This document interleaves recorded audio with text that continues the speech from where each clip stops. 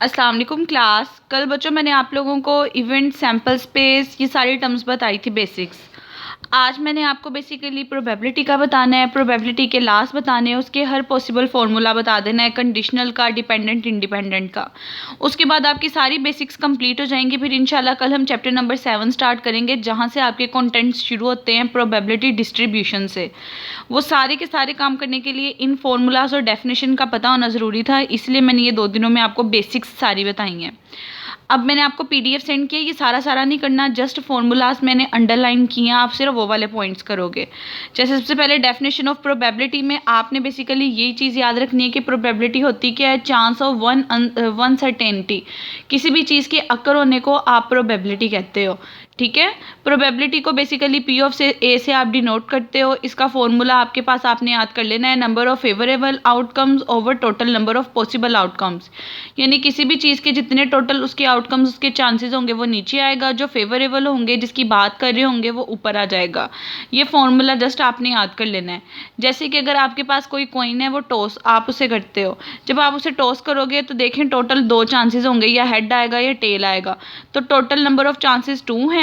Head के अकर होने के चांस 1/2 है, क्योंकि हेड एक दफ़ा आ सकता है। देखें अगर एक कॉइन टॉस हो रहा है, या हेड आएगा या टेल आएगा। ये टोटल सैम्पल स्पेस है, तो टोटल चांस 2 है। अगर मैं आपसे कहूँ मुझे टोटल में से हेड के अकर होने के चांस बताएं, हेड एक दफ़ा आ रहा है तो वो 1/2 इसका आंसर होगा। इसी तरह अगर मैं पूछूँ टेल के अकर होने का चांस बताएं, वो भी आपके पास 1/2 आएगा। यानी कि फेवरेबल जिसकी बात हो रही होगी वो ऊपर, और ओवरऑल सारे का सारा नीचे। इस वाले पेज से सिर्फ आपने फॉर्मूला याद कर लेना है। उसके बाद नेक्स्ट आपके पास डेफिनेशन प्रोबेबिलिटी की पॉइंट्स की फॉर्म में लिखी है कि अगर पॉइंट्स की फॉर्म में पूछा जाए प्रोबेबिलिटी क्या होता है, तो वो बेसिकली इन 3 एग्जाम्स को सेटिस्फाई करता है। अगर एस कोई भी सैम्पल स्पेस हो और E1 E2 up to Son En आपके पास सैम्पल पॉइंट्स हो, तो प्रोबेबिलिटी जो है वो इन 3 कंडीशन को सेटिस्फाई करती है। पहली कंडीशन ये है कि किसी भी इवेंट की प्रोबेबिलिटी 0 और 1 के बिटवीन होती है, या 0 हो सकती है, या 1 हो सकती है, या इसके बिटवीन होगी आपकी, ठीक है। और सेकंड आपके पास ये, अगर पूरे की पूरी सैम्पल स्पेस इटसेल्फ आ जाए और कहा जाए पूरी की पूरी सैम्पल स्पेस की प्रोबेबिलिटी बताएं, तो वो हमेशा आपके पास 1 होगी। जैसे कि जो पीछे मैंने एग्जाम्पल बताई, आपसे मैं कहूँ कि पूरी की पूरी सैम्पल स्पेस की प्रोबेबिलिटी बताएं, तो टोटल चांसेस आपके पास 2 हैं, पूरे की पूरी में 1 2 दोनों चांस आएंगे, तो 2/2 ओवर 1 हो जाएगी। पूरी की पूरी स्पेस की बात करें तो वो सेम ऊपर नीचे न्यूमिनेटर और डिन्यूमिनेटर सेम होता है, इसलिए पूरे के पूरे सैम्पल स्पेस को आप श्योर इवेंट कहते हो, उसकी आपके पास प्रोबेबिलिटी हमेशा 1 आएगी। और थर्डली अगर आप म्यूचुअली एक्सक्लूसिव की बात करो, जो आपस में बिल्कुल डिफरेंट हो, उसकी प्रोबेबिलिटी का ये फॉर्मूला होता है कि A यूनियन B इक्वल होता है फर्स्ट की प्रोबेबिलिटी प्लस सेकंड की प्रोबेबिलिटी। यानी अगर दोनों की इंटरसेक्शन में कुछ ना आ रहा हो तो फॉर्मूला आपके पास ये बन जाता है। आपने प्रोबेबिलिटी की यहाँ से ये वाला फॉर्मूला याद करना है, यहाँ से इसके एग्जाम से याद करने हैं। उसके बाद इससे रिलेटेड 2 एग्जांपल्स हैं, ये मैं आपके साथ डिस्कस करूँगी, जिससे आपको पता चलेगा प्रोबेबिलिटी कैसे निकालते हैं। बेसिकली प्रोबेबिलिटी का ओवरव्यू पता होना चाहिए, क्योंकि जब हमने नेक्स्ट चैप्टर करना है वहाँ प्रोबेबिलिटी डिस्ट्रीब्यूशन आना है, उसके अंदर ये चीज़ें आपकी यूज़ होंगी। अब सबसे पहले देखें, आपको कहा है if a card is drawn from an ordinary deck of 52 playing cards, find the probability card is red, card is diamond, card is 10। आपके पास टोटल कोई भी ताश के पत्ते, बच्चों आप लोग ले लो, डेक ले लो, आपके पास उसमें टोटल 52 कार्ड्स होते हैं। 52 में से 26 रेड कार्ड्स होते हैं, 26 ब्लैक कार्ड्स होते हैं, और इन 26 में से भी 13 डायमंड होते हैं, 13 हार्ट होते हैं, 13 इस टाइप के होते हैं, और 13 कुछ इस टाइप के होते हैं। ये नोटेशंस होती हैं कार्ड के ऊपर। अब उन्होंने आपको कहा है कि टोटल जो ताश के पत्ते हैं वो आपके पास 52 हैं, उसमें से आपने बताना है रेड कार्ड के अकर होने के कितने चांसेस हैं।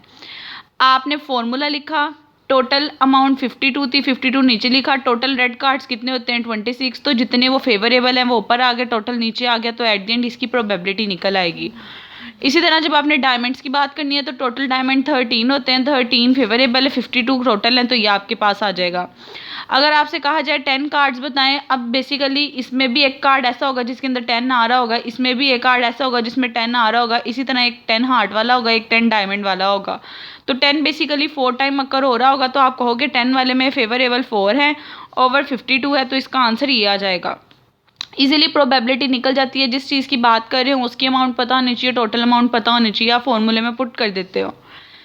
इसी तरह एग्जांपल 6.5 है, आपसे कहा है कि एक coin is toss 3 time toss किया है किसी भी सिक्के को, आपने उसकी प्रोबेबिलिटी बतानी है कि एटलीस्ट 1 टाइम हेड पेयर हो रहा हो। आप देखें किसी भी चीज़ को आप टॉस 3 टाइम करोगे तो इसका फॉर्मूला बेसिकली 2 की पावर 3 यानी 8 वैल्यूज़ होंगी। तीनों के पॉसिबल पेयर्स बनाओ, head head head head head tail, ये सारे आपने पेयर्स बना लिए। अब उन्होंने कहा आपने उसकी प्रोबेबिलिटी बतानी है जिसमें एटलीस्ट एक हेड आ रहा हो। अगर आप टोटल गिनो 1 2 3 4 5 6 7 8 टोटल है तो नीचे आपके पास 8 आ गया। हेड हर एक में आ रहा है सिवाय इस वाले इवेंट के, इसको निकाल के बाकी काउंट कर लो, बाकी टोटल 7 है तो 7/8 आपके पास प्रोबेबिलिटी आएगी। जितने फेवरेबल थे ऊपर आ गए, जितने टोटल थे वो नीचे आ गए, तो ये आपका आंसर होगा। ठीक है।